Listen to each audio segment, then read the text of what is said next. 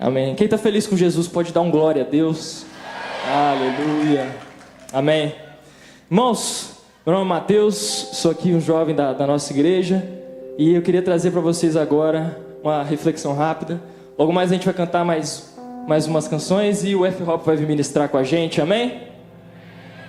Então, irmãos, quem tiver a Bíblia aí, quero pedir para vocês abrirem no livro de João, capítulo 17, versículo 3. João 17, versículo 3. Vamos falar hoje sobre crescendo no conhecimento de Deus. Então esse texto diz assim, João 17, versículo 3. E a vida eterna é essa, que conheçam a Ti, o único Deus verdadeiro, e a Jesus Cristo, a quem enviaste. Amém? Irmãos, nós temos diante de nós um texto muito importante. Todo esse capítulo, João capítulo 17, eu creio que é um dos textos mais importantes de toda a Escritura. No versículo anterior, no versículo 2, Jesus vai dizer o seguinte, que o Pai lhe deu autoridade para dar vida eterna. Só Jesus pode dar vida eterna, amém?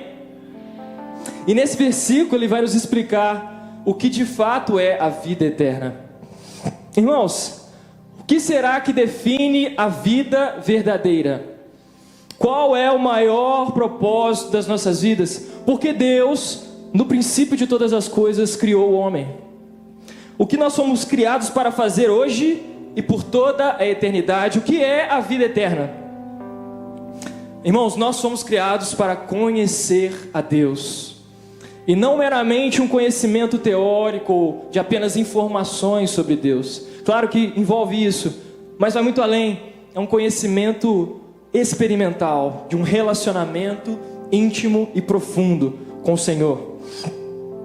A vida eterna não é meramente uma vida que não tem fim, mas é crescermos no pleno conhecimento daquele que não tem fim. É um relacionamento íntimo com Deus, com alegria plena nele e deleite nele. É experimentar do amor, da paz e da plenitude do Senhor. Irmãos, isso não é uma experiência apenas futura que nós vamos ter, mas é algo que nós podemos experimentar hoje mesmo, desfrutar hoje mesmo. Afinal de contas, nós fomos criados para isso, para conhecer a Deus.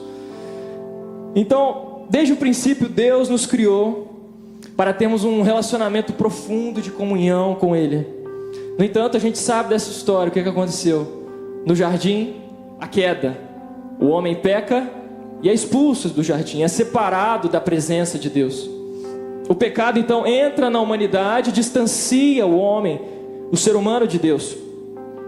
A palavra de Deus diz no livro de Isaías que o pecado faz separação entre o homem e Deus. Então passa a existir uma grande barreira, um grande véu denso que nos separava da glória de Deus, que nos separava da presença de Deus. Mas irmãos, nós também conhecemos a outra parte dessa história.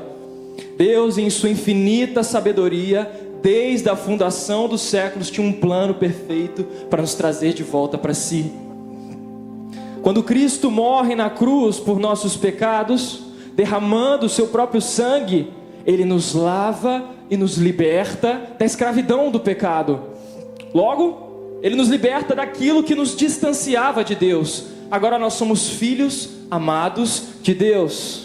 O véu que nos separava da presença de Deus foi rasgado de cima a baixo.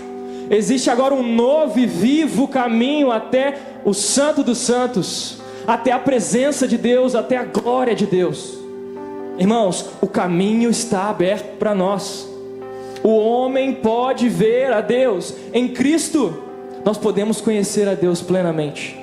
Afinal, Ele é a imagem do Deus invisível. Ele é o resplendor da glória do Pai. Então, eu queria dizer isso para vocês nessa noite. Esse é o maior propósito das nossas vidas.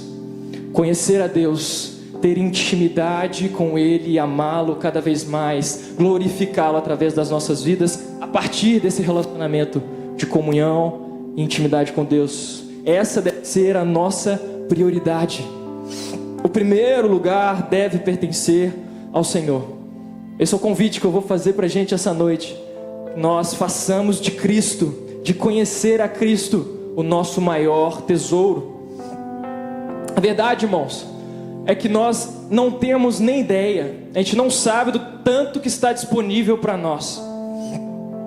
A verdade é que nós nos contentamos com muito pouco, com migalhas. Quanto tempo a gente gasta com prazeres vazios, momentâneos, que nos prometem alegria, felicidade, prazer, mas nos entregam escravidão? Quanto tempo nós gastamos depositando a nossa esperança de felicidade em pessoas, em um relacionamento, em bens materiais, em um emprego? Irmãos, nós não sabemos o que está disponível para nós em Cristo. Ele é a fonte de todo prazer.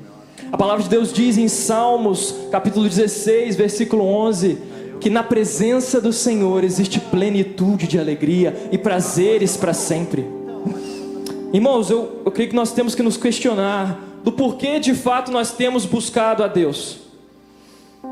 A verdade é que muitos buscam a Deus querendo receber algo da parte do Senhor e não o próprio Senhor. Nós não devemos buscar a Deus por aquilo que Ele pode nos dar em troca.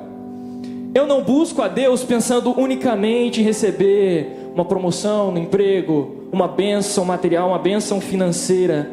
Irmãos, eu quero falar isso com cuidado, porque eu não quero que vocês me entendam mal. Nós devemos sim levar todos os nossos pedidos, anseios, necessidades e súplicas a Deus.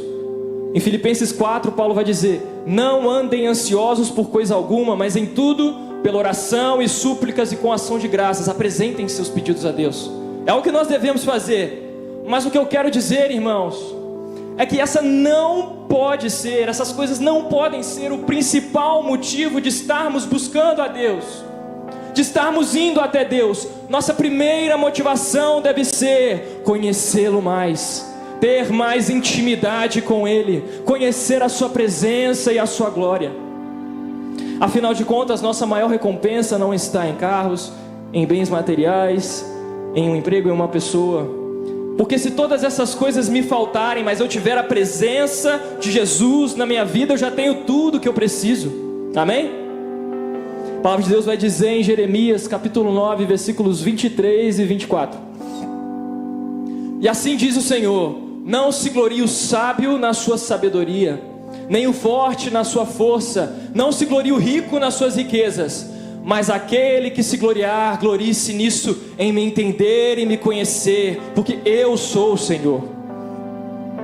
Irmãos, se um dia nos perguntarem do porquê nós buscamos a Deus, que a nossa resposta possa ser: eu não busco por aquilo que as suas mãos podem me dar, eu busco porque Ele é irresistível, porque eu nunca provei de um amor assim em toda a minha vida, e eu quero mais desse amor.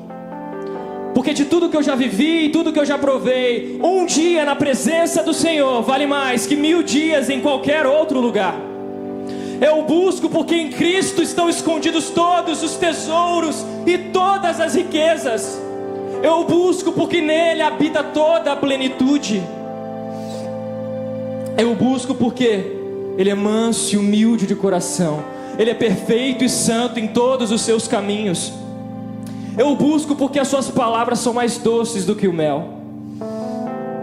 Irmão, se nós pegarmos uma balança e colocarmos de um lado todos os homens que já pisaram na terra, tudo que existe do universo, e do outro colocarmos Cristo, Ele supera todos eles. Não há ninguém que se compare a Cristo. Eu o busco porque Ele é a fonte que sacia a minha alma, a água que mata a minha sede, Ele é o pão que me alimenta.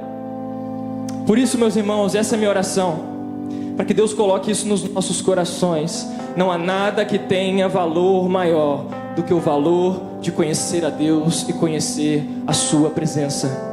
Faça de Cristo o seu maior tesouro, a sua maior recompensa. Nosso Deus não é alguém que se esconde.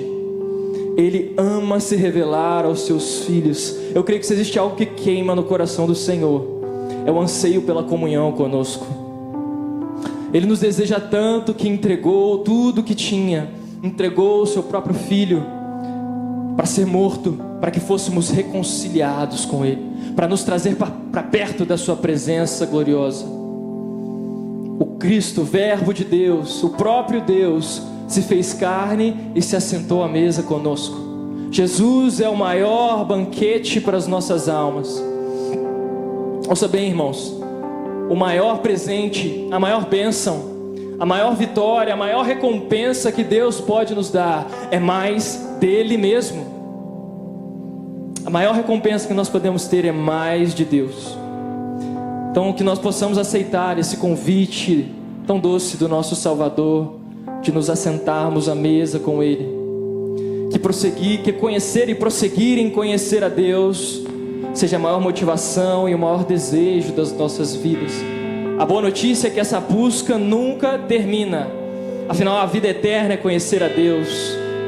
Na mesma medida que o nosso Deus é infinito, sempre existe mais dele disponível para nós. Amém? Ele é inesgotável. E nós podemos ter uma certeza: Ele não é indiferente a um coração faminto e sedento. A palavra de Deus diz que bem perto está o Senhor daqueles que o invocam em verdade. Eu creio que essa é a pergunta que eu vou colocar para nós nessa noite. Onde estão aqueles que irão buscar a face do Senhor? Onde estão aqueles que vão gastar os seus dias para conhecer mais da glória de Deus?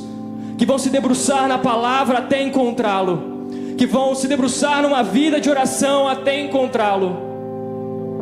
Nós sempre tenhamos em mente aquilo que a palavra de Deus nos diz. Jeremias 29:13: buscar-me-eis e me achareis quando me buscarem de todo o vosso coração. Oséias 6:3: conheçamos e prossigamos em conhecer o Senhor. Assim como amanhecer, a sua vinda é certa. Ele descerá sobre nós como a chuva, como chuva fora de época que rega a terra. E por fim, meus irmãos, para encerrar, Lucas 11, versículo 9 ao 13: por isso digo a vocês, peçam e lhes será dado, busquem e acharão, batam e a porta será aberta para vocês. Pois todo aquele que pede recebe, o que busca encontra, e a quem bate a porta será aberta. Quem de vocês, sendo pai, daria uma cobra ao filho que pede um peixe? Ou daria um escorpião ao filho que pede um ovo? Ora, se vocês são maus e sabem dar coisas boas aos seus filhos, quanto mais o Pai Celeste dará o Espírito Santo àqueles que lhe pedirem. Amém? Existe mais de Deus para nós. O véu foi rasgado e o caminho está aberto. Essa é a vida eterna: conhecer a Deus, conhecer a Jesus Cristo. Amém? É isso, irmãos. Vamos continuar louvando.